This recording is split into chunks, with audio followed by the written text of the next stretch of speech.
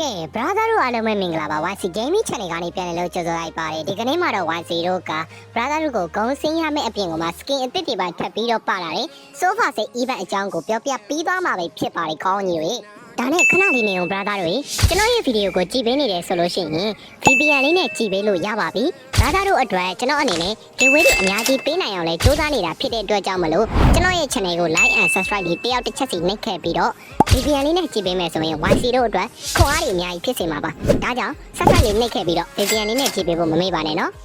်ကဲဆိုတော့ sofa set event ကတော့ skin အသစ်3កောင်ထပ်ပြီးတော့ပါလာပါတယ်အရင်တစ်ခါတော့လာခဲ့တုန်းကတော့ကျွန်တော်တို့ Hanabi နဲ့ Emo ရဲ့ sofa set skin ဆိုပြီးတော့2កောင်ပဲလာခဲ့တာအခုဆိုလို့ရှိရင်တော့ကျွန်တော်တို့ Sicilian Clean Brandy Data ဆိုပြီးတော့ skin 3កောင်ထပ်ပြီးတော့ပေါင်းသွားတဲ့အပြင်ကိုမှစွတ်စွတ်ပေါင်း sofa set skin 5កောင်တိတိဖြစ်သွားပြီပဲဖြစ်ပါတယ်ဆိုတော့ဒီ skin တွေကဗျာဘယ်ချိန်လောက်ရောက်လာမလဲဆိုရင်တော့ကျွန်တော်တို့2026တစ်လပိုင်းလောက်မှာရောက်လာဖို့ရှိပါတယ်ကဲဆိုတော့ကျွန်တော်တို့ဒီ event တွေကိုကျွန်တော်တစ်ချက်သွားပြီးတော့ရှင်းပြမယ်ခေါင်းကြီးတွေကဲဆိုတော့ထုံးစံအတိုင်းပဲ event အကြောင်းကိုစာပြီးပြောမယ်ဆိုရင်တော့ event ရဲ့ကျွန်တော်တို့ price book အရင်ကြည့်မယ်ပေါ့နော်ကဲ event ရဲ့ price book ထဲမှာဆိုလို့ရှိရင် brother တို့မြင်တွေ့နေရတဲ့အတိုင်းပဲ Emo နဲ့ Hanabi ရဲ့ sofa set skin 2កောင်ပါလာမယ်ပြီးတော့ရင်တော့ကျွန်တော်တို့ skin အသစ်3កောင်ဖြစ်တဲ့ကျွန်တော်တို့ Clean Brandy Data ဆက်ဆက်လီယုံဆိုပြီးတော့ sofa set skin 3កောင်မြင်မယ်ဒီနေရာမှာတော့ brother တို့က collector skin 3កောင်ကိုမြင်နေရတယ်ဆိုတာက advance စာပုံမှာဖြစ်နေသေးလို့ပါ skin 3កောင်လုံးရဲ့ survey FSK animation effect တွေကမထွက်သေးဘူးဒါပေမဲ့ mobile legend ကလုံတော့လုံနေပြီပေါ့နော်ကဲပြီးတော့ရင်တော့ကျွန်တော်တို့ item တွေပါမယ်ဗျာ item တွေကဘာတွေလဲဆိုလို့ရှိရင်တော့ကျွန်တော်တို့ပေါင်းနေ record effect animation effect notification effect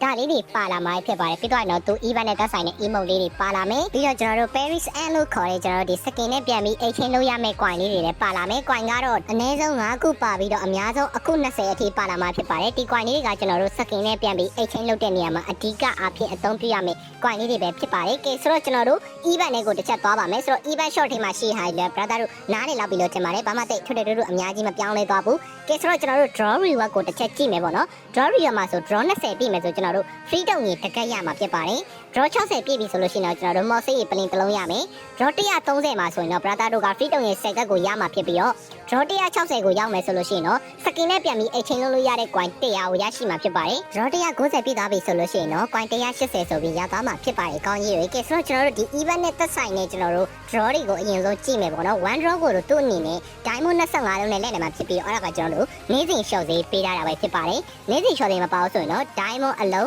90နဲ့လက်ရမှာဖြစ်ပါတယ်ကဲဆိုတော့ 10 draw ကတော့ short ဈေးလည်းမပါဘူးဒီတိုင်း plain ပဲ diamond အလုံး450သုံးပြီးတော့ 10 draw ကိုလက်ရမှာဖြစ်ပါတယ်10 draw ဒီအောက်မှာဆိုလို့ရှိရင်တော့ပထမအဆုံး10 draw အတွင်းမှာအပိုင်လက်ဆောင်တစ်ခုကိုရရှိရင်အာမခံတယ်လို့သူ့အနေနဲ့တော့ပြောရတယ်အဲ့ဒါကဘာလဲဆိုတော့ဒီပထမအဆုံးကျွန်တော်10 draw လဲမယ်ပေါ့နော်10 draw လဲလိုက်ပြီဆိုတာနဲ့ကျွန်တော်တို့ဒီ event နဲ့သက်ဆိုင်တဲ့ record effect animation effect ပေါင်း notification effect emote ဒါတွေရနိုင်တယ်လို့ပြောတာကန်ကောင်းရင်လည်း skin ရနိုင်တယ်ပေါ့နော်ဒါပေမဲ့ skin ပေးမဲ့ percent က 0.01% လောက်ပဲရှိတာဖြစ်တဲ့အတွက်ကြောင့် skin ကိုတော့တိတ်အများကြီးမမျှော်လင့်နဲ့ဒီထဲကရှိတဲ့ item တွေရမယ်အဲ့ဒီကရှိတဲ့ item တွေမှာလည်းကိုယ်မှရှိပြီးသား item တွေဖြစ်နေမယ်ဆိုလို့ရှိရင်ကျွန်တော်တို့ skin နဲ့ပြန်ပြီးတော့ exchange လုပ်လို့ရတဲ့ coin လေးတွေအဖြစ်နဲ့ပြောင်းလဲသွားမှာပဲဖြစ်ပါတယ်ဆိုတော့ဒီကောင်ရဲ့ draw တွေကိုကျွန်တော်အနေနဲ့ကြည့်ရမယ်ဆိုလို့ရှိရင်တော့ one draw လေးတွေကတကယ်ကိုမှတန်တဲ့နေ့စဉ် short သေးလေးတွေနဲ့လှည့်မယ်ဆိုလို့ရှိရင်ပေါ့နော်ကဲ event short ထဲမှာဆိုလို့ရှိရင်တော့ကျွန်တော်တို့ဒီ sofa set skin တကောင်ကို coin 1200နဲ့လဲရမယ်ပြီးသားပြီဆိုလို့ရှိရင်တော့ဒီ sofa set event နဲ့ပတ်သက်တဲ့ကျွန်တော်တို့ဘာညာ emote ဘာညာ test ban ပဲ notification effect ဒါလေးတွေပါလာမှာပဲဖြစ်ပါတယ်ကဲ sofa set skin တကောင်ကို coin 1200နဲ့ပဲလဲရမှာကျွန်တော်တို့ skin 5កောင်လုံးကို coin 1200တိတိနဲ့လဲရမှာဖြစ်ပါတယ်ကဲဒီမှာတော့ကျွန်တော်တို့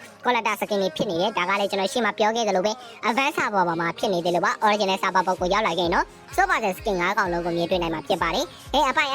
item ဒီမှာတော့ဘာမှသိထွေထွေအများကြီးတော့မရှိပါဘူးဒီတိုင်း fragment က point နဲ့စက ESP နဲ့စကဘာညာလေးတွေပဲထုံးစံအတိုင်းပါလာမှာဖြစ်ပါတယ်ကောင်းကြီးတွေကဲပြီးတော့ရင်တော့ကျွန်တော်အစမ်းဆုံး trial ကတော့ကျွန်တော်သိရမှာ battlefield ထဲမှာလောင်ချယ်လို့ရတဲ့ကောင်လေးတွေပဲပါလာမှာပဲဖြစ်ပါတယ်ဆိုတော့ဒါကတော့ကြိုက်တဲ့သူလည်းကြိုက်တယ်ကျွန်တော်ကတော့တိတ်ပြီးတော့မကြိုက်တော့တောက်တိတ်ထွေထွေအများကြီးမရှင်းပြတော့ဘူးပေါ့နော်ဆိုတော့ကျွန်တော်တို့ဒီ event ကိုဂုံရမယ့်အပိုင်းလေးကိုနည်းနည်းပြောအောင်ပေါ့နော်ဂုံစင်ရမယ့်အပိုင်းမှာဆိုလို့ရှိရင်ဒီ event ကကျွန်တော်တို့ဒီနေ့စဉ် short သေးရတာဖြစ်တဲ့အတွက်ကြောင့်မလို့ one draw လေးတွေကိုနေ့စဉ် short သေးနဲ့လှည့်သွားမယ်ဆိုလို့ရှိရင် event ကရက်30လာမှာဖြစ်တဲ့အတွက်ပေါ့နော်ကျွန်တော်တို့ draw 30ကတတရရလေးရမှာဖြစ်ပါတယ်ဆိုတော့ဒီကောင်ရဲ့ 10 draw တစ်ခါလဲတိုင်းမှာ coin ပေးမယ်နှုန်းကလည်း100ပေါ့နော်အနည်းဆုံး100အများဆုံး150ကနေ160ကြားလောက်ရှိတယ်ဆိုတော့ဒါကြောင့်မို့ draw 30ဆိုတဲ့အတော်အတွင်းမှာကျွန်တော်တို့အနေနဲ့ skin နဲ့ပြန်ပြီး exchange လုပ်လို့ရမယ့် coin က350 360လောက်ရမှာဖြစ်ပါတယ်ကျန်တဲ့ draw တွေကိုတော့ကျွန်တော်တို့ free တုံကြီး free 1နဲ့ free 2နဲ့တာပေါင်းပြီးတော့ဂုံစင်းမယ်ဆိုလို့ရှိရင် skin တစ်ကောင်ရဖို့ဆိုတာတော်တော်လေးကိုမှနီးစပ်ပါတယ် free တုံရင်ကလည်းထုံးစံအတိုင်းပဲပေါ့နော်ကျွန်တော် diamond 250ထဲ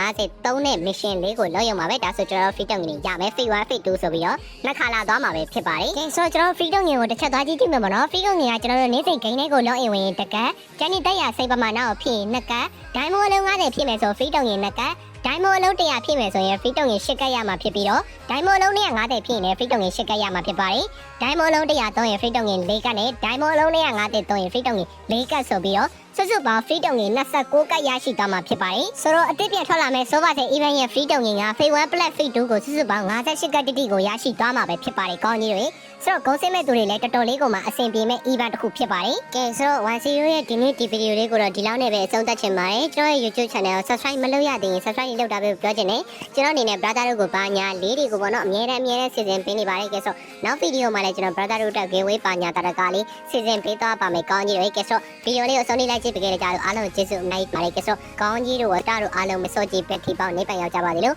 မိုင်းမဆုမတင်လိုက်တာ